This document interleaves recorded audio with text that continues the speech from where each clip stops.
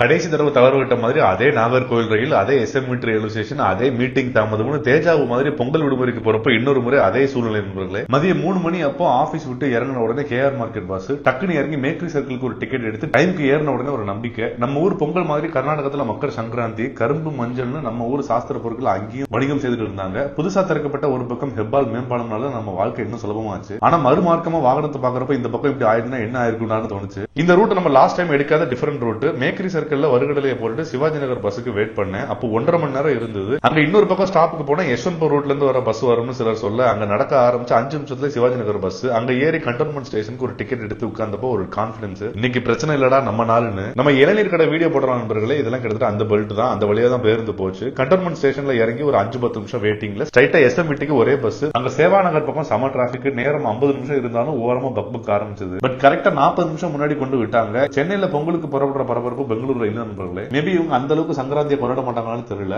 6 நாள் லீவ் எடுத்தாச்சு, 2 நாள் சனி ஞாயிறு, மொத்தம் 8 நாள் நிம்மதியா ஊர்ல இருந்து வரணும்னு எண்ணிக்கிட்டே கிளம்புனேன். எஸ்எம்இ ரயில் நிலையத்தில் இருக்க தீனி ஆப்ஷன்ஸ் மக்கள் உங்களுக்கு காமிக்கணும்னு தோணுச்சு. எதிர்காலத்துல இங்க வர தேவை இருந்தா நோட் பண்ணிக்கோங்க. நிதானமா போயிட்டு ரயில் ஏறி சுத்தம் செய்து வச்ச கேரட் சாப்பிட்டு ரயில் உணவு எப்படியோன்னு ஆபீஸ்ல இருந்து கீரை சோளம் சாண்ட்விச் வாங்கிட்டு வந்தேன். நேரத்தோட சாப்பிட்டு ரயில் நிலையத்துல கடலை மிட்டாய் பிளஸ் இன்னொரு கடலை போட்டலாம். அங்க நம்ம ஃபாலோவர் நண்பர் பிரதீப் பாலாஜி நம்மள அடையாளம் கண்டு ரீச் பண்ணாப்புல அவர் கூட ஹோசூர்ல பேச ஆரம்பிச்ச கதை தர்மபுரியில தான் முடிஞ்சது. சந்தித்ததுல ரொம்ப மகிழ்ச்சின்னு அவருக்கு வணக்கத்தை போட்டுட்டு மறுநாள் காலை 6 மணிக்கு நம்ம ஊரு 20 ரூபாய் ஷேர் ஆட்டோ அங்க நிக்க அதுல ஏறி வீட்டுக்கு போயிட்டேன். காலை அடை தோசை தேங்காய் சட்னியை வாயில வைக்கும் அதே வேளையில உங்களுக்கு பொங்கல் தின வாழ்த்து அட்வான்ஸா சொல்லிக்க விரும்புறேன். அடுத்த காலையில உங்களை சந்திக்கும் வரை நன்றி, வணக்கம்.